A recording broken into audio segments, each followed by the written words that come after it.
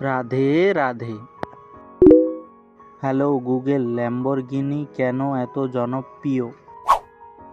Lamborghini তার আকর্ষণীয় design, শক্তিশালী ইঞ্জিন, উচ্চ কার্যক্ষমতা এবং বিলাসবহুল প্রতিমূর্তির জন্য জনপ্রিয়।